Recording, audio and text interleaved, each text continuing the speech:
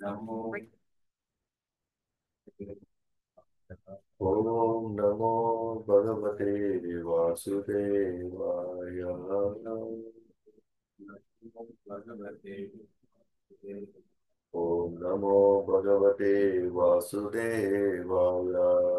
नमो भगवते वासुदेवाय। नारायणं नमस्कृत्य नरं चैव नरोत्तमं देवीं सरस्वतीं व्यासं ततो जयमुदीरये।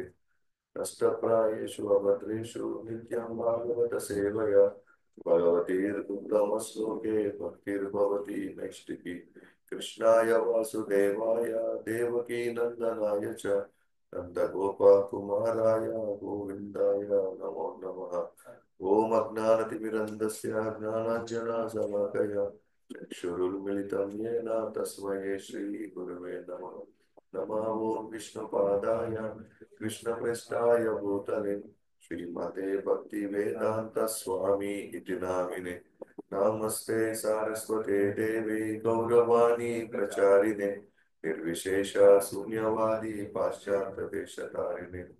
जय श्री कृष्ण चैतन्य प्रभु नित्यानंद श्री अद्वैत गदाधर शिवासादि गौर भक्तवृंद।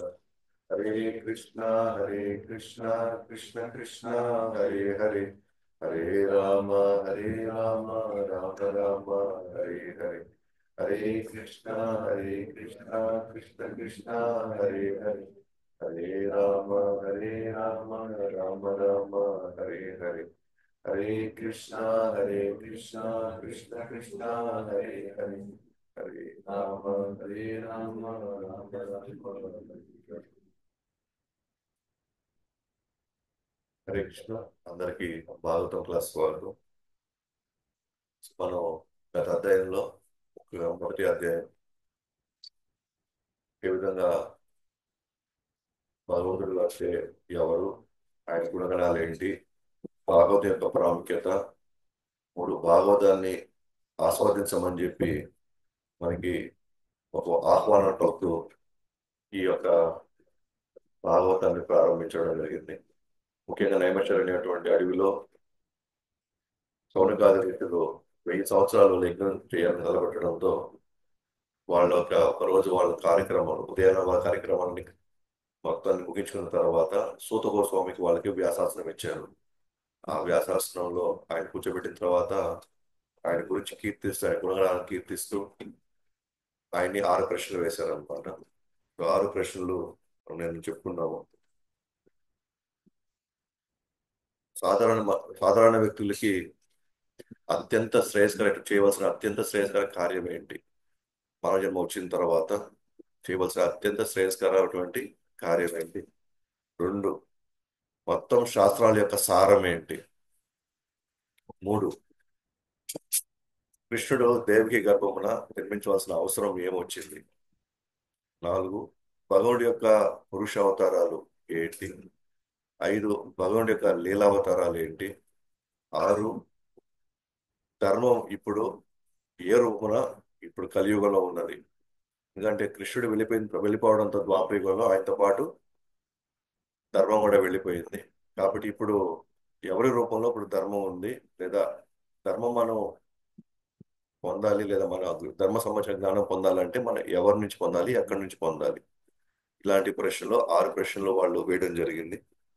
సో 6 ప్రశ్నలకు సమాధానంగా ఇప్పుడు సూత గోస్వామి 2వ అధ్యాయంలో చెప్పడం ప్రారంభిస్తాడు అనమాట.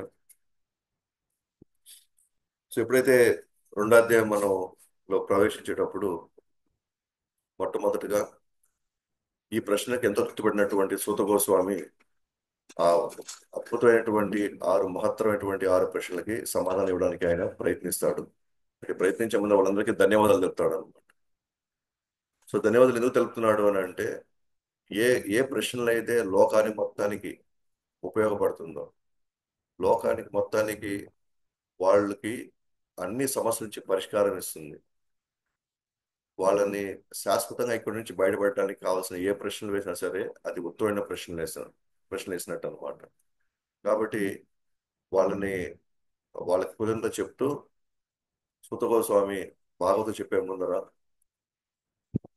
వాళ్ళ గురువు అయినటువంటి సుఖదేవ గోస్వామికి ఆయన ప్రణామాలు చేసుకుంటాడు అనమాట. ఒక విధంగా చెప్పాలంటే దీన్ని మంగళాచరణం అంటారు.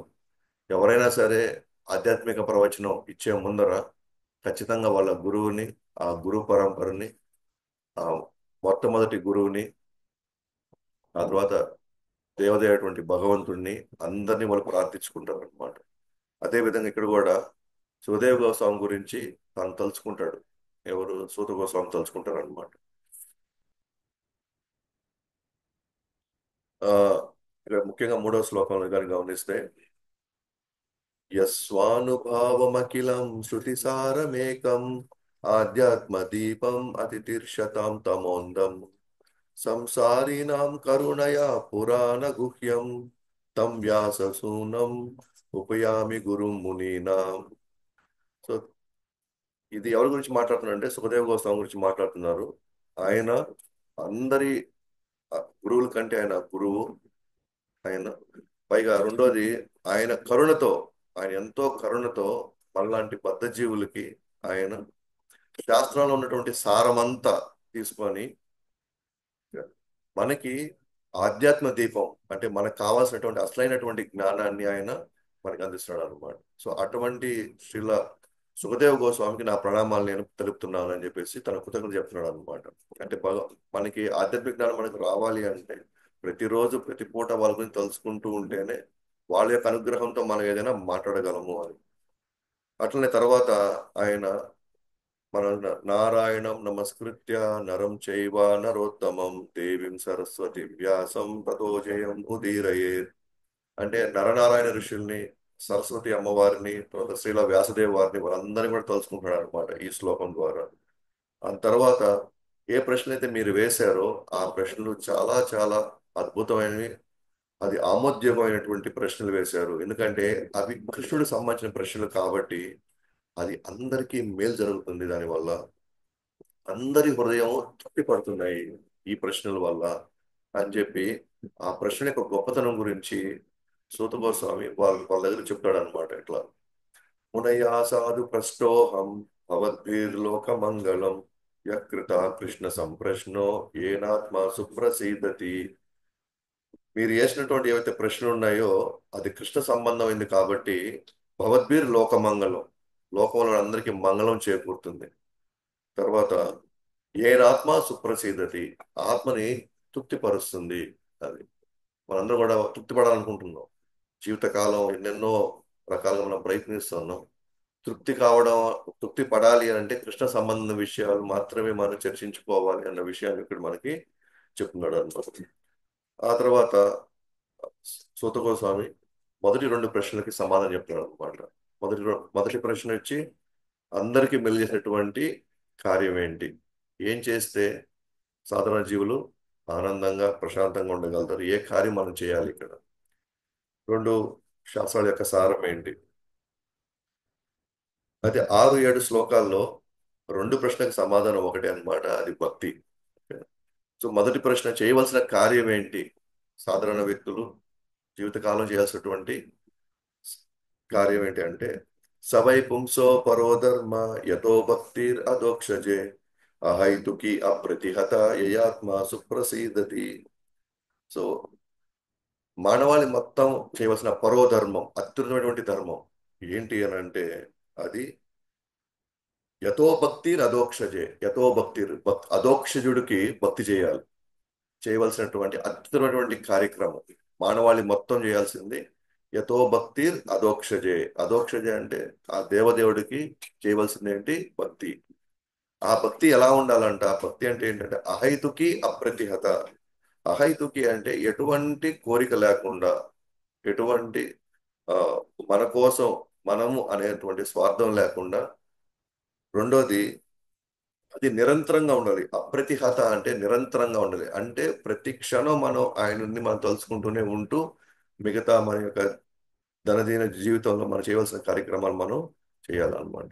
మన దైనందిన జీవితంలో మనం చేసుకుంటూ వెళ్ళాలి.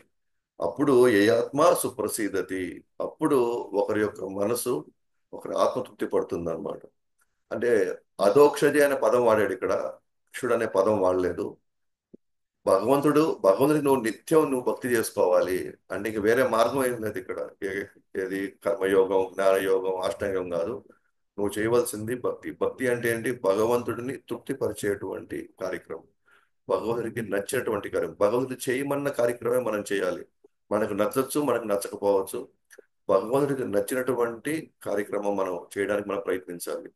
మన కుటుంబంలో ఉన్నా కావచ్చు, వ్యాపారం చేస్తూ ఉండొచ్చు, లేకపోతే ఏ విధంగా అయినా సరే మనం భగవంతుడికి నచ్చినట్టుగా మనం జీవితాన్ని గడపాలన్నమాట. అలా అహైతుకి అప్రతిహత, భగవంతుడికి ఇష్టం కాబట్టి నేను చేస్తున్నాను, అంతేగాని నాకు నచ్చి నాకు అవసరమే కాదనమాట. అది అహైతుకి. అంటే అప్రతిహ అంటే నిరంతరంగా, ఇదేదో సోమవారం లేదా ఒక పండగ పూటో అలా కాదనమాట. నిత్యం ఎవరైతే చేస్తారో వాళ్ళు యయాత్మ సుప్రసిద్ధతి, వాళ్ళకి ఆత్మతృప్తికరంగా ఉంటుంది అంటున్నారు అనమాట. అలాగే రెండో ప్రశ్నకి సమాధానం ఏంటి అని అంటే, వేదాల యొక్క సారం ఏంటి అని అంటే, కృష్ణుడికి కృష్ణుడికి భక్తి చేయడమే వేదాల యొక్క సారం. మొదటిదేమో అధోక్షజ అని పదం వాడాడు, అంతేగాని ఎవరు అని చెప్పాల. అధోక్షజ అంటే దేవదేవుడు, ఎవరు అని చెప్పాల. కానీ 7వ శ్లోకంలో మనం దేవదేవుడు ఎవరు అని అంటే అది కృష్ణుడికి చేయాల్సిన భక్తి అని చెప్పారు. అందుకే దానికి శ్లోకంగా 7వ శ్లోకము, వాసుదేవే భగవతి భక్తియోగ ప్రయోజిత జనయత్యాసు వైరాగ్యం జ్ఞానం చాయత్ అహైతుకం. ఎవరు చేయాలంట? వాసుదేవే భగవతి భక్తి యోగా ప్రయోజిత. ఆ వాసుదేవుడికి నువ్వు భక్తి చేసుకో. అలా భక్తి చేస్తే ఏమొస్తుంది? జనయత్యస్సు వైరాగ్యం, నీకు వైరాగ్యం కూడా రావడం ప్రారంభం అవుతుంది. వైరాగ్యం ఏంటి? ఎప్పటికైనా సరే మనం ఈ భూమి మీద ఉన్నటువంటి ప్రతి దానికి నుంచి మనం నెమ్మదిగా మనం అనాసక్తి చూపించాలి. ఇప్పుడు మనకి ఆసక్తి ఉంది, క్రమంగా మన అనాసక్తి చూపించాలి. అనాసక్తి చూపించాలంటే ప్రత్యేకంగా మనం అనాసక్తిగా మనం వ్యవహరించాల్సిన అవసరం లేదు. అనాసక్తితో మన కృష్ణుడికి భక్తి చేసే కొంది మనకి ఆటోమేటిక్గా మనకి అనాసక్తి ఆటోమేటిక్గా వచ్చేస్తుంది. రెండోది జ్ఞానం చాయత్ అహైతుకం. రెండోది జ్ఞానంతో కూడుకున్నటువంటి వైరాగ్యం. అంటే ఏదో బలవంతంగానో సెంటిమెంట్గా వచ్చేటువంటి వైరాగ్యం కాదు, ఇది ఇష్టపూర్వకంగా వచ్చేటువంటి వైరాగ్యం అనమాట. ఎప్పుడైతే మనం నిజమైనటువంటి దేవదేవుడు ఎవరని మనం తెలుసుకున్నప్పుడు, ఆయన మీద మనకి ప్రేమ పొందినప్పుడు, ఆయన మన ప్రేమ పొందినప్పుడు ఆటోమేటిక్గా మిగతా వాటి మీద మనకి ఆసక్తి తగ్గిపోతుంది. ఉదాహరణకి ఇప్పుడు మనం అందరం ఉన్నాం, ఎస్పెషల్గా మాతాజీలు ఉంటారు. సో పెళ్లి కాకముందు వరకు పూర్తిగా వాళ్ళ యొక్క దృష్టి అంతా కూడా వాళ్ళ అందం మీద దృష్టి పెడతారు, కొద్దిగా దృష్టి పెడతారు. కానీ ఎప్పుడైతే వాళ్ళు బిడ్డను కంటారో ఆటోమేటిక్గా వాళ్ళ దృష్టి అంతా కూడా బిడ్డ మీదకి వెళ్తుంది. సో వాళ్ళ అందం మీద తలుచుకోవడం అనేది చాలా, వాళ్ళ అందం గురించి ఆలోచించడం చాలా తక్కువ ఉంటుంది. అంటే షిఫ్ట్ అవుతా ఉందన్నమాట ఇక్కడ. ఎందుకని? నెమ్మదిగా ఆ మనం మనం కన్న బిడ్డ మీద మనకు బాధ్యత ఉంది కదా, కాబట్టి ఫోకస్ అంతా కూడా ఎవరి మీదకి వెళ్తుంది? బిడ్డ మీదకి వెళ్తుంది. అట్లానే ఎప్పుడైతే మనకి జ్ఞానం, మనకి కృష్ణుడికి మధ్య ఉన్న జ్ఞానము, మధ్య ఉన్న సంబంధానికి సంబంధించిన జ్ఞానం మనం పెంచుకునే ముందు ఏమిటంటే, మనకి కృష్ణుడికి ఉన్న సంబంధం బాగా అర్థమైతే నెమ్మదిగా షిఫ్టింగ్ మన మీద కంటే కూడా మన వాళ్ళ మీద కంటే కూడా షిఫ్ట్ అయ్యేది కృష్ణుడి మీద షిఫ్ట్ అవుతుంటది నెమ్మదిగా. ఎప్పుడైతే కృష్ణ మీద షిఫ్ట్ అవ్వడం ప్రారంభమవుతుందంటే నెమ్మదిగా ఈ ప్రపంచం మీద మనకి అనాసక్తి పెరుగుతూ ఉందని అర్థం అనమాట. అలా లేదనుకోండి, మనం ఈ భూమి మీద అందరితోనూ మన ఆసక్తితో ఉన్నప్పుడు ఒకరోజు మనం కోల్పోయేటప్పుడు దానివల్ల మనం చాలా బాధపడాల్సి వస్తుంది.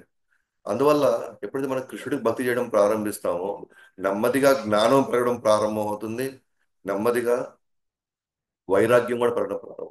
మనకి వైరాగ్యం కావాలి, అది జ్ఞానంతో కూడుకున్న వైరాగ్యం ఉండాలి.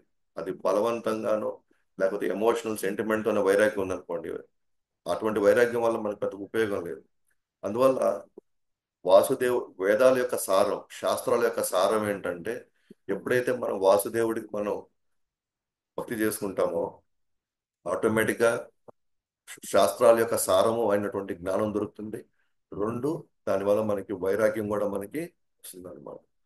కాబట్టి ఆ, ప్రతి ఒక్కరు చేయాల్సింది ఏంటంటే, వాళ్ళు చేసేటువంటి ఏదైతే కార్యక్రమాలు, అంటే వాళ్ళు చేసేటువంటి వృత్తులు ఏవైతే ఉన్నాయో, వాళ్ళు ఏవైతే జనాలంతా ఏవైతే వృత్తులు చేస్తున్నారో ఆ వృత్తుల్లో నుంచి వాళ్ళు భక్తి వైపు నడిచేలాగా ఆ వృత్తులు చేయాలి. భక్తిని మర్చిపోకుండా ఆ వృత్తులు చేయాలన్నమాట. అందుకనే 8వ శ్లోకంలో కానీ 9, 10 శ్లోకాల్లో మీరు కానీ గమనిస్తే అంతిమైనటువంటి ధర్మం, ఏ ధర్మాన్ని మీరు పాటించవచ్చు. మీరు ఏ వ్యాపారాన్ని చేస్తూ ఉండొచ్చు, ఏ ఉద్యోగాన్ని చేస్తూ ఉండొచ్చు. అంతిమంగా మనం చూడాల్సింది మనం చేసేటువంటి కార్యం వల్ల మనకి కృష్ణుడి పట్ల మనకి క్రమక్రమంగా మనకి ప్రేమ పెరుగుతుందా లేదా, కృష్ణుడి పట్ల మనకి ఇష్టం పెరుగుతుందా లేదా మనం చూసుకుంటూ ఉండాలన్నమాట. ఏ కార్యాలైతే మనకు కృష్ణుడి నుంచి దూరం చేస్తాయో వాళ్ళని క్రమక్రమంగా వాటి యొక్క ఇది తగ్గించుకుంటూ రావాలి. ఏ ఏ కార్యాలైతే మనకి కృష్ణుడి పట్ల మనకి ఆసక్తి పెంచడం ప్రారంభమవుతుందో అటువంటి ధర్మాన్ని మనం పాటించాలి. అందుకే ధర్మ స్వానుష్ఠిత పుంసః విశ్వక్షేణ కథాసుయ నోత్పాదయతి రతిం శ్రమ ఏవైహి కేవలం. సో 8వ శ్లోకం చెప్తున్నాడు అనమాట. ఏ ధర్మం నువ్వు పాటిస్తావో ఆ ధర్మం పట్ల మనకి, ధర్మం చేసేటప్పుడు కృష్ణుడి పట్ల మనకి ప్రేమ పెరగడం లేదు అని అంటే, లేదా మనకి కృష్ణుడి పట్ల మనకు దూరం అవుతున్న ఇది ఉందంటే, అటువంటి ధర్మం ఏదైతే మనం పాటించినప్పుడు అది కేవలం శ్రమ మాత్రమే మిగిలిపోతుంది, శ్రమలాగే మిగిలిపోతుంది అంటారు. ఎందుకంటే మనం చేసే ఏ కార్యం అయినా సరే మనకి క్రమక్రమంగా కృష్ణుడి మీద ప్రేమ కలగాలి. అలా కలగట్లేదు అంటే మనం చేసే శ్రమ అంతా కూడా వేస్ట్ అవుతుంది. ఓకే. అందుకే మళ్ళీ మనం చేయబడి ఉండి ఏ కార్యమైనా దేనికోసం కార్యం చేస్తుంటే అల్టిమేట్ గా మనకి మోక్షం ఇచ్చేదానికి ఆ కార్యాలు దోహదపడాలి. అలా కాకుండా మనం చేసే కార్యాలు కేవలం మనం డబ్బు సంపాదనకి, ఏదో ఆస్తుల సంపాదనకి, లేకపోతే పేరు ప్రతిష్ట సంపాదనకి మాత్రమే కానీ అంటే మాత్రం అటువంటి ధర్మము మనకి ఎటువంటి ఉపయోగం ఉండదు. కాబట్టి మనం ధర్మాన్ని పాటిస్తున్నాం అంటే అది కేవలం మన స్వార్థం కోసం, మనం ఏదో సంపాదించడం కోసం కాదు. మనం ధర్మం ఎందుకు పాటించాలంటే అల్టిమేట్ గా మనకి మోక్షం వైపు మన యొక్క ఆలోచన వెళ్ళాలి. మనం వింటూ ఉంటాం ధర్మ అర్థ కామ మోక్ష. సో ధర్మం అంటే ఏంటి? ఇక్కడ కృష్ణుడికి దగ్గర అవడమే ధర్మం. సో కృష్ణుడికి దగ్గర అవడంలో మనకు కానీ అర్థం వచ్చింది అనుకోండి, ఇబ్బంది లేదు. అలాంటి అర్థము మన కోరికల కోసం తీసుకునే పని అయితే ఖచ్చితంగా మనం మోక్షం వైపు మన ఆలోచనలు వెళ్తాయి. అదే మనం కృష్ణుడి సంబంధంలో కానీ మనం ధర్మంగా వ్యవహరించలేకపోతే మనం సంపాదించే డబ్బంతా మన కోరికలు తీర్చుకుంటాం, కానీ అది మోక్షం వైపు తీసుకువెళ్ళదు. కాబట్టి ఇక్కడ మానవ జన్మ యొక్క మొత్తం ఉద్దేశం, మానవ జన్మకు వచ్చే కోరికలన్నీ కూడా అది ఇంద్రియతృప్తి వైపు పోనీయకుండా మనం చేయాల్సింది ఏంటి అని అంటే, అది దేవదేవుడి గురించి ఆలోచించడం గురించి, దేవదేవుడి గురించి సంబంధించిన విషయాలను చర్చించడం కోసం ఈ యొక్క కోరికలన్నీ కూడా మనం ఉపయోగించాలన్నమాట. అంటే కోరికలు రకరకాలుగా ఉండొచ్చు, కానీ కోరికలు ఇప్పుడు క్రమంగా కృష్ణుడి వైపు మలుచుకోవడానికి మనం ప్రయత్నించాలి. సో ఆ విధంగా 10వ శ్లోకంలో మనకు చెప్పడం జరిగింది అనమాట. మొత్తానికి 11వ శ్లోకంలో అసలు భగవంతుడి యొక్క తత్వం గురించి మాట్లాడుతూ భగవంతుడి 3 లెవెల్లో నుంచి మనం ఆయన చూడొచ్చు. కొంతమంది బ్రహ్మన్ లెవెల్లో, కొంతమంది పరమాత్మ, కొంతమంది భగవాన్. బ్రహ్మన్ అంటే భగవానుడి యొక్క నిరాకార యొక్క స్వరూపంలో చూడటం. పరమాత్మ అంటే ప్రతి ఒక్కరూ వాళ్ళ హృదయంలో పరమాత్మ ఉన్నాడు అనేటువంటి గ్రహించడం కొంతమంది. ఇంకొంతమంది అంటే భగవంతుడిని ఎదుటిగా ఒక వ్యక్తిగా చూడగలిగేటువంటి స్వభావం, ఇది వచ్చేసి భగవాన్.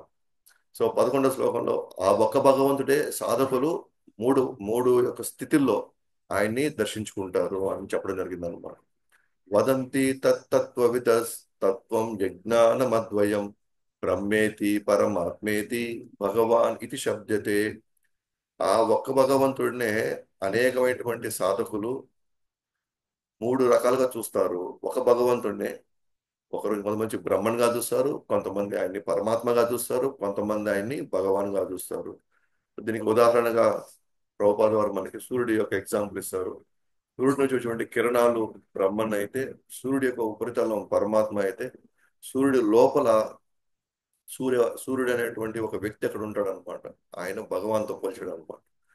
సో సాధకులు ఎంతమంది అయినా ఉండొచ్చు, అందరు సాధకులు లేదు ఒకరి గురించే మాట్లాడుతున్నారు, ఒకరి గురించి తలుచుకుంటున్నారు. కాకపోతే వాళ్ళ స్థితిని బట్టి కొంతమంది భగవంతుని నిరాకారుడుగా చూస్తారు, కొంతమంది పరమాత్ముడుగా చూస్తారు, కొంతమంది వ్యక్తిగా చూసి ఆయనతో నిరంతరమైనటువంటి సంబంధం పెట్టుకుంటారు అన్నమాట.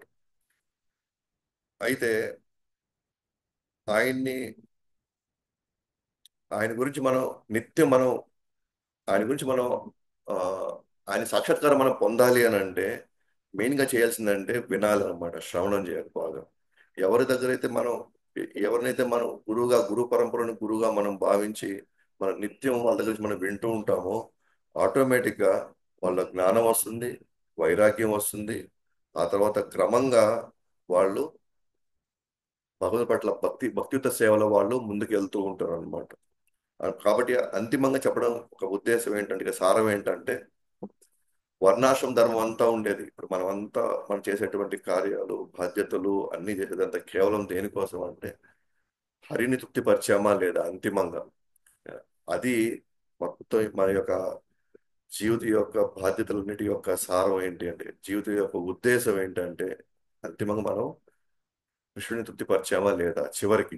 ఇది మనం చూసుకోవాలన్నమాట. అందుకనే 13వ శ్లోకంలో అతః పుంభిర్ద్విజాశ్రేష్ట వర్ణాశ్రమ విభాగశః స్వానుస్తస్య ధర్మస్య సంసిద్ధిర్హరితోషణం. అతః పుంభిర్ద్విజాశ్రేష్ట, శ్రేష్టమైనటువంటి అసలైనటువంటి అంతిమమైనటువంటి విషయం వర్ణాశ్రమ విభాగశ. వర్ణాశ్రాలు 4 వర్ణాల కింద 4 ఆశ్రమాల కింద ఎందుకు విభజించారు అని అంటే, అత్యుతమైనటువంటి ధర్మాన్ని పాటించాలి. ఏంటి అత్యుత ధర్మం పాటించడం అంటే, సంసిద్ధిర్ హరితోషణం. హరిని అంతిమంగా మనం తృప్తిపరిచామా లేదా. మనం 4 వర్ణాలు 4 ఆశ్రమాలు ఉన్నాయి. బ్రాహ్మణ, క్షత్రియ, వైశ్య, శూద్ర 4 వర్ణాలు, 4 ఆశ్రమాలు ఉన్నాయి. బ్రహ్మచారి, గృహస్థ, వానప్రస్థ, సన్యాస. మీరు బ్రహ్మచారి లేకపోతే గృహస్థ అవసరం లేదు. మీరు బ్రాహ్మణుడా లేకపోతే శూద్రుడా అవసరం లేదు. మనం ఎక్కడున్నా సరే అంతిమంగా మనం చేసే కార్యాలు భగవంతుని తృప్తిపరుస్తున్నాయా లేదా అన్న విషయాన్ని మనం నిరంతరం గుర్తుపెట్టుకోవాలి. సో ఆ విధంగా ఎప్పుడైతే మన యొక్క జీవిత యొక్క ఉద్దేశం హరితోషణం అని మనకు అర్థమైన రోజు మనము ఒకే పాయింట్లో వెళ్తుంటాం అనమాట. ఒకే దృష్టి మలుస్తాం, ఒకరిపైన మన దృష్టి మలచడం ప్రారంభిస్తాం. మన ప్రయాణం ఒకే విధంగా ఉంటుంది అనమాట. ఏంటది? నిరంతరం భగవంతుడిని స్మరించడం, కీర్తించడం, శ్రవణం చేయడం జరుగుతుంది. ఆయన్నే మనం పూజ చేయడం జరుగుతుంది. దీన్నే భక్తియుత సేవ అంటారు అనమాట. ఒకరికే ఒకటి చేసుకుంటూ వెళ్తాం అనమాట. అంతిమంగా ఎవరికి? ఆ హరికి, ఆ కృష్ణుడు చేసుకుంటూ వెళ్తాం అనమాట. వర్ణాశ్రమ ధర్మం యొక్క ఉద్దేశం వచ్చి భగవంతుని తృప్తిపరచడమే అని మనకి ఏ రోజైతే అర్థమవుతుందో ఆ రోజు ఏ కార్యం చేసినా ఒకే అటెన్షన్తో మనం చేస్తాం అనమాట. అందుకే 14వ శ్లోకంలో తస్మాత్ ఏకేన మనస భగవాన్ శాశ్వతాంపతి శ్రోతవ్య కీర్తితవ్యస్య ధ్యేయ పూజ్యశ్చ నిత్యత. తస్మాత్ ఏకేన మనసు ఒకే రకంగా ఒకరి మీదకి వెళ్తుంది అనమాట. ఫైనల్ గా భగవాన్ సాత్వతాంపతి, భక్తులకి పతి అయినటువంటి ఆ భక్తులపతి నుండి భగవాన్ మీదకి వెళ్తుంది. ఏ విధంగా? శ్రోతవ్య, వినడం ద్వారా, కీర్తితవ్యస్య, కీర్తించడం ద్వారా, ధ్యేయస్య, నిరంతరం స్మరించడం వల్ల, పూజ్యస్య, ఆయన్ని మాత్రమే పూజిస్తాం. సో చాలా మంది మనం అనుకుంటూ ఉంటాం భక్తి అంటే సోమవారం నుంచి శనివారం దాకా ఎవరికైనా మనం చేసుకుంటే వెళ్ళడమే భక్తి అనుకుంటాం. కానీ భాగవతం ప్రకారంగా భక్తి ఏంటంటే, లేదా ప్రజలందరి యొక్క అంతిమమైనటువంటి అంతిమటువంటి గమ్యం అంటే చెప్పినట్టుగా అన్నిటువంటి మేలు చేసేటువంటి కార్యం. రెండోది శాస్త్రాల యొక్క పూర్తి సారం. రెండు ఒకటే అన్నమాట. మనము శ్రోతవ్య కీర్తితవ్యస్య ధ్యేయస్య పూజ్యస్య మనసు తస్మాత్ ఏకేన మనస. ఎవరితో? ఆ వాసుదేవే భగవతి. అక్కడికి వెళ్ళాలన్నమాట.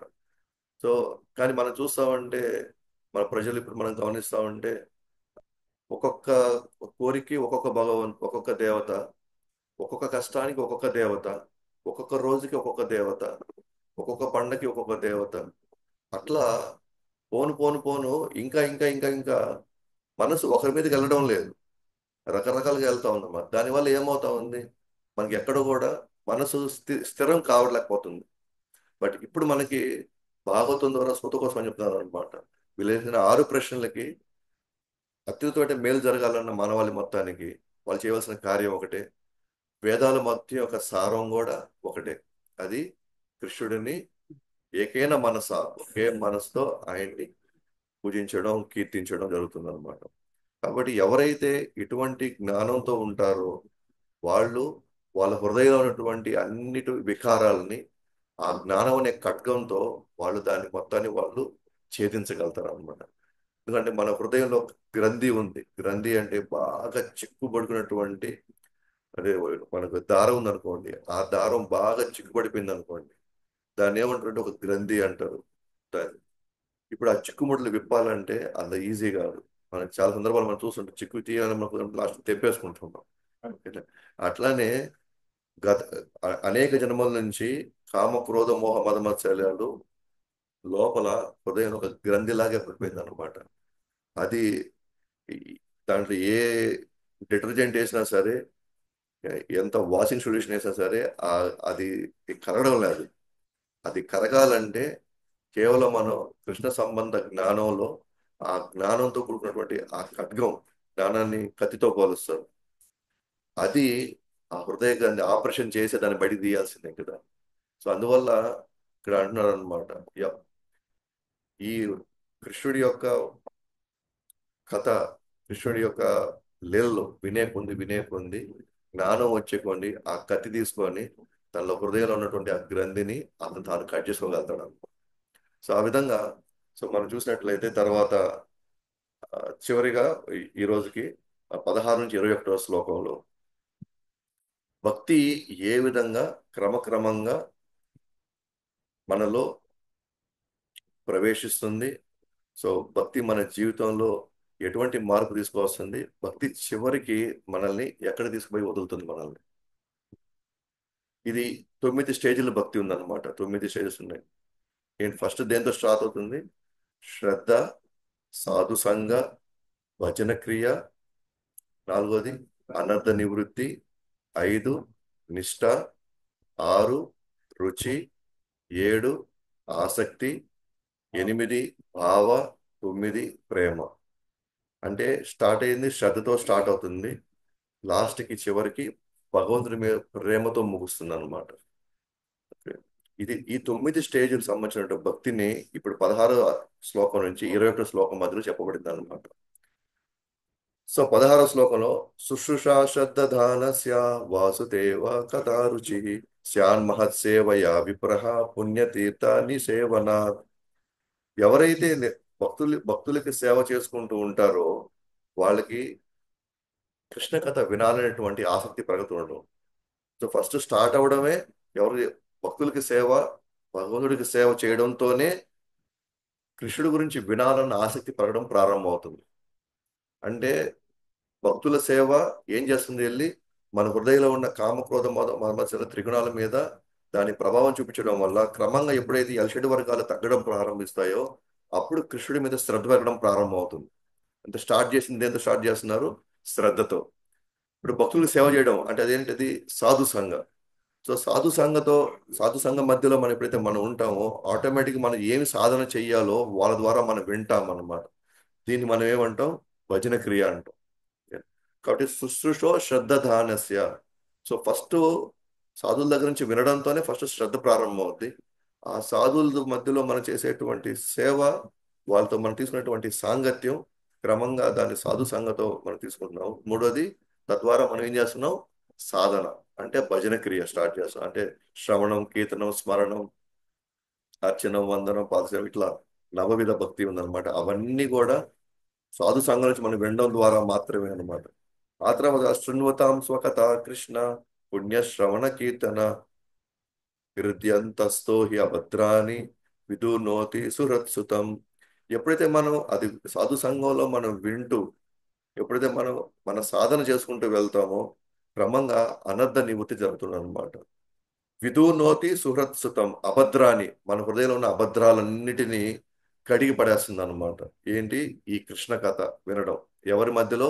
సాధు సాంగత్యంలో మనం సాధన చేయడంతో. ఈ 17 శ్లోకంలో శృణువతాం స్వకథ కృష్ణ అంటే అనర్థ నివృత్తి, అనర్థాలు బయటికి వెళ్ళడం ప్రారంభమవుతాయి అన్నమాట. ఎప్పుడైతే అనర్థాలు పోవడం బయటికి వెళ్తాం అప్పుడు నిష్ఠ అనే స్టేజ్కి వస్తాం అనమాట. నిష్ఠ. నష్టప్రాయేషు అభద్రేషు నిత్యం భాగవత సేవయ భగవత్యుత్తమ శ్లోకే భక్తిర్భవతి నైష్టికి. ఎప్పుడైతే నిత్యం భాగవత సేవయ. సో భాగవత సేవ అంటే రెండు ఉన్నాయి. ఎవరు? నిత్యం భాగవతులు అంటే ఆచార్యులు, భక్తులకి మనం నిత్యం సేవ చేయడంతో, అలాగే సేవ చేస్తూ భగవతి ఉత్తమ శ్లోకే, భగవంతుడి గురించి నిత్యం ఆలోచించడంతో, ఎందుకంటే భక్తుల సేవలో భగవంతుడి గురించి ఆలోచిస్తాం మనం, ఇంకెవరి గురించి మనం ఆలోచిస్తాం.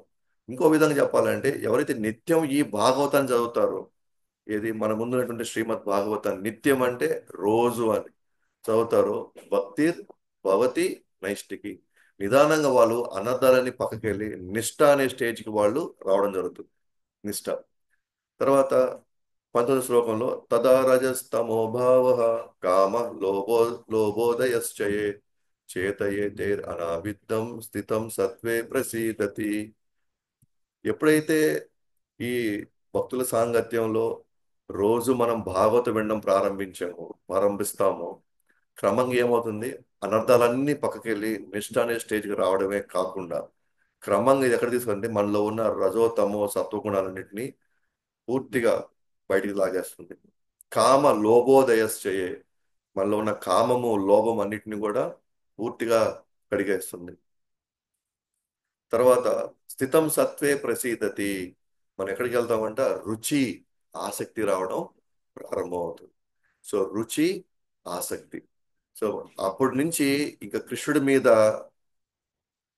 ప్రేమ, కృష్ణుడిని ఎప్పుడెప్పుడు చూద్దామా, కృష్ణుడు లేకపోతే మనం ఎట్లా బతకాలి అని, కృష్ణుడు నేను దర్శనం బాగపోతే నేను నాకు ఈరోజు ఆ, ఆ, ఈరోజు చాలా చప్పగా జరుగుతుంది, అసలు ఏదో కోల్పోయాను నేను నా జీవితంలో అన్నట్టుకుంటుంది అనమాట. అంటే రుచి ఆసక్తి అంటే నిరంతరం ఆయన్ని చూడాలనేటువంటి తపన పెరుగుతుంది. ఇప్పుడు ఎట్లయితే మనం ఒకరోజు మన బిడ్డను చూడకపోతే, ఒకరోజు మన ఇంట్లో వాళ్ళు మనకి కనబడకపోతే, లేదా మనం ఎక్కడికి పోయినప్పుడు మనం చాలా మిస్ అవుతా ఉంటాం చూసారా, అలాగ మనం కనీసం ఒకసారి కృష్ణుని దర్శించకపోతే మనం మిస్ అవడం జరుగుతుంది అనమాట. ఇప్పటి వరకు మనం మనుషుల మీద ఇలాంటి రుచి ఆసక్తి ఉండేది. క్రమంగా భాగవతం చదవడంతో, ఆ, భక్తుల మధ్యలో మనం వాళ్ళకి సేవ చేసుకోవడంతో, అనర్థాలు పోవడంతో క్రమంగా కృష్ణుడి మీద రుచి ఆసక్తి పెరగడం సాధ్యమవుతుంది అనమాట. ఆ తర్వాత ఏవం ప్రసన్న మనసో భగవద్భక్తి యోగత భగవత్తత్వ విజ్ఞానం ముక్త సంగస్య జాయతే. ఆ తర్వాత ఏమొస్తుందంటే భావ ప్రేమ. ఫైనల్ గా ఏవం ప్రసన్న మనసు అంటే ఎప్పుడు ఆనందంగా మనం తృప్తికరంగా జీవించడానికి ప్రారంభిస్తాం అన్నమాట. భగవద్భక్తి యోగత భగవత్ తత్వ విజ్ఞానం ముక్తి సంగస్య జాయతే, వాళ్ళు ఇక్కడ నుంచి పూర్తిగా బయటపడతారు. ఏ రూపంలో? భావ ప్రేమ. సో కృష్ణుడి పట్ల ఆ భావ ప్రేమ పెరగడం, కృష్ణుడి మీద ప్రేమ పెరగడం స్టార్ట్ అవుతుంది అనమాట. అంతిమంగా అక్కడికి చేరుకుంటాం. ఎక్కడి నుంచి స్టార్ట్ అయింది? సాధు సాంగత్యంలో మనం సేవ చేయడంతో వచ్చేటువంటి శ్రద్ధతో స్టార్ట్ అయ్యి క్రమంగా లాస్ట్కి కృష్ణుడి మీద ప్రేమతో ముగుస్తుంది అనమాట. ఇది నిత్యం భాగవత సేవయ. ఇది చేసే కొన్ని క్రమంగా మనం ఆ స్థితికి వెళ్ళగలుగుతాం అనమాట. తర్వాత 21వ శ్లోకంలో ఇటువంటివన్నీ, ఈ విధమైనటువంటి ఒక విధానాన్ని మనం పాటించినప్పుడు, ఈ 9 స్టేజెస్ లో 9 స్థితుల్లో మనం భక్తి క్రమంగా మనకు పెరిగే క్రమంలో చెప్తున్నమాట ఇది. విద్యతే హృదయ గ్రంథిశ్చిద్యంతే సర్వ సంశయ క్షీయంతే చాస్య కర్మాణి దృష్టే ఏవాత్మనీశ్వరే. అప్పుడు 21వ శ్లోకం చెప్తున్నారు అనమాట. ఈ విధంగా హృదయంలో ఉన్నటువంటి గ్రంథులన్నీ కూడా పూర్తిగా నాశనమై, అపార్థాలు అనర్థాలు అన్ని పక్కకి వెళ్ళిపోయేసి, మన కర్మచక్రం, కర్మలు ఏమైతే చేసామో అన్నిటిని కూడా అంతమందించి, చివరిగా మనం ఆ దేవుడైనటువంటి పరమాత్ముడిని మన హృదయంలోనే మనం దర్శించుకోగలుగుతాం ఫైనల్ గా. అంటే మన పరమాత్ముడు అంటే కృష్ణుని దర్శించుకోవడంతో మనం అంతిమంగా మనం బతికి ఉన్నప్పుడే, మనం జీవించి ఉన్నప్పుడే మనం భగవంతుడిని లోపలే మనం దర్శించుకొని మనం అత్యున్నటువంటి ఆ ప్రేమ స్థితికి మనం చేరుకుంటాం అన్నమాట. కాబట్టి ఈ ఈ యొక్క భక్తి అయితే ఉందో, దీనికి సంబంధించినటువంటి ఏదైతే ఫలం ఉందో అది చివరిలో రాదు. ఈ ఫలం ఇది మనం చేసే కొంది మనకి ఫలం క్రమక్రమంగా మనకి ఎప్పటికప్పుడు ఏ స్టేజ్లో ఆ స్టేజ్కి మనం ఫలం అనుభవిస్తూనే ఉంటాం అనమాట. ఇప్పుడు మనం పరీక్షలు రాసాము అనుకోండి, అన్ని పాస్ అయిన తర్వాత మనకి సర్టిఫికేట్ వస్తుంది, అంతే కదా. నేను ఫస్ట్ ఇయర్ పాస్ అయ్యాను, సెకండ్ ఇయర్ పాస్ అయ్యాను, థర్డ్ ఇయర్ ఒక సబ్జెక్ట్ పోయింది అనుకోండి, మనకి లాస్ట్లో డిగ్రీ ఇవ్వరు. అంటే మనకి ఫలం ఏమి దొరకలే మనకి. కానీ భక్తి అలాంటిది కాదు. ఏ స్టేజ్లో మీరు స్టేజ్లో మీరు స్టార్ట్ చేసిన శ్రద్ధకి రావాల్సిన ఫలితం మీకు వచ్చేస్తుంటది. సాధు సంఘంలో మీరు మీరు గడుపుతున్న సాధు సంఘాలకు రావాల్సిన ఫలితం మీకు అక్కడికక్కడే వచ్చేస్తుంటది. అట్లానే మీరు భాగవతం రోజు వింటున్నారు అనుకోండి, భాగవతం వల్ల ఏవైతే ఫలం రావాలో ఆ ఫలం ఎప్పటికప్పుడు మనకి వచ్చేస్తుంటది అనమాట. కాబట్టి ఈవెన్ సాధన చేసేటువంటి భక్తుడికి కూడా ఎప్పుడు రావాల్సినటువంటి ఫలితం అది వస్తుంటుంది. ఇప్పుడు మనం అనుకుంటాం మనకు శాశ్వతంగా ఆనందం కావాలి, శాశ్వతంగా నేను తృప్తిగా, లేకపోతే నేను ప్రశాంతంగా ఉన్నాను అనుకున్నారు కదా, ఏదైతే మీరు లక్ష్యం పెట్టుకున్నారో మీరు హరే కృష్ణ మంత్రాన్ని జపం చేయడంతోనే క్రమక్రమంగా దాని యొక్క ఆ, ఆ, క్రమక్రమంగా వాటి యొక్క ప్రభావాన్ని మీరు చూడగలుగుతారు. క్రమక్రమంగా అంటే మీరు చేసే ఆ 2 మాల జపమో, లేదా మీరు చేసే ఆ 10 మాలలు, లేదా 16 మాలలు, లేదా 32 మాలలు, ఎవరు ఎవరు ఏ స్థాయిలో వాళ్ళు చేస్తుంటారో ఆ స్థాయి తగినట్టుగానే వాళ్ళకి కావలసినటువంటి ఫలితం వాళ్ళకి వచ్చేసింది అనమాట. 2 మాలలు చేసే వాళ్ళకి ఏ ఫలితం రావాలో ఆ ఫలితం వస్తుంటుంది. 16 మాలలు చేసే వాళ్ళకి ఏ ఫలితం వస్తుంది, భాగవతం రోజు చదివే వాళ్ళకి ఏ ఫలితం వస్తుందో ఆ ఫలితం వస్తూ ఉంటుంది అనమాట. అంటే భాగవతం మొత్తం కంప్లీట్ అయిన తర్వాత నీకు ఫలితం వస్తుంది అట్లా ఉండదు అనమాట ఇక్కడ.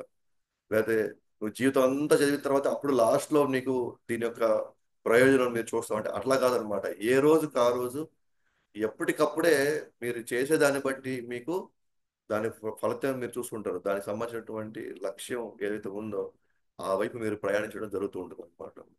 కాబట్టి మనం ఒక విధంగా మనం గమనించగలిగితే ఈరోజు మనం 2 ప్రశ్నలకి మనం సమాధానం చూసుకోగలిగాము. తర్వాత ఏదైతే మనం ధర్మాన్ని ఇప్పుడు నిర్వర్తిస్తున్నామో, రకరకాల ధర్మాలు మనం నిర్వర్తిస్తున్నాం ఇప్పుడు, వీటన్నిటి యొక్క ఉద్దేశం ఏంటంటే అంతిమంగా మనం కృష్ణుడిని తృప్తిపరిచామా లేదా అక్కడితో ముగుస్తుంది అనమాట. మరి కృష్ణుడిని తృప్తిపరచడం జరగాలి అని అంటే నేను 9 స్థితులు అనేటువంటి భక్తిని నేను క్రమక్రమంగా నేను దాటగలగాలి.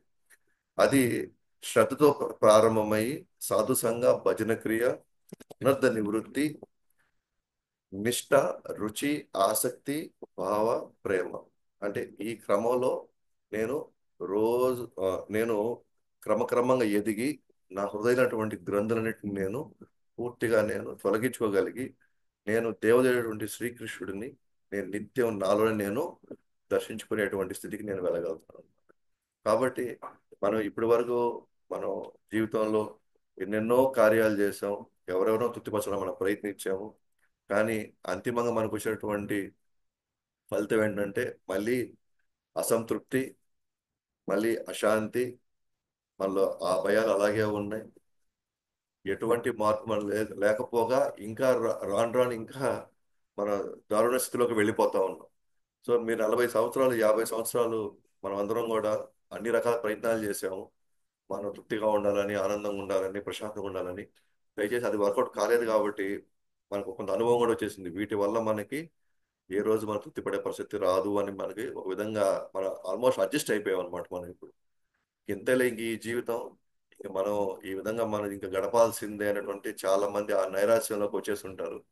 కానీ అలా కానీ మీరు ఎవరైనా వచ్చి ఉండి మీకు అలా తెలుసుంటే గనక, అలా అర్థం చేసుకోకుంటే మాత్రం దయచేసి హరే కృష్ణ మంత్రాన్ని అలాగే భాగవతాన్ని రోజు వినడం, దాన్ని చదవడం చేయండి. మీరు ఏదైతే కోల్పోయారో ఇన్ని సంవత్సరాలు మీరు ఇప్పుడు కూడా అన్ని కార్యక్రమాలు చేసుకుంటూనే మీరు తిరిగి ఆ తృప్తిని, ఆనందాన్ని, ఆ ప్రశాంతతని మీరు పొందగలుగుతారు. ఎందుకంటే మీరు డైరెక్ట్గా ఇప్పుడు దేవదేవుడి కృష్ణుడు ఎవరైతే వాస్తవ వస్తువు ఎవరైతే ఉన్నారో, ఎవరైతే ప్రేమకి నిధి ఉన్నాడో, ఆయన అఖిల రసామృతమూర్తి, ఏదైతే రసాలకి ఆయన నిలువెత్తు విగ్రహం అన్నమాట ఆయన. ఆ రసాలు ఎప్పుడైతే ఆయన తృప్తిపరచడం మనం ప్రారంభిస్తామో, ఆయనకి చెప్పినట్టుగా మనం చేయడం ప్రారంభిస్తామో, క్రమంగా అన్ని రకాలటువంటి లోపలటువంటి గ్రంథులు ఏవైతే ఉన్నాయో అవన్నీ కూడా తొలగడం జరిగి మీరు ఆనందంగా ఉండడానికి ప్రయత్నించవచ్చు అన్నమాట. సో ఈ రోజు మనం ఇక్కడితో మనం ముగిస్తాము. సో మిగిలిన భాగం రేపు చూస్తాం, 2వ అధ్యాయం. హరే కృష్ణ. గ్రంథరాజ్ శ్రీమద్ భాగవతం की जय, जगतगुरु श्रील प्रभुपाद की जय, अनंत कोटि वैष्णव वृंद की जय, निताय गौर प्रेमानंदे।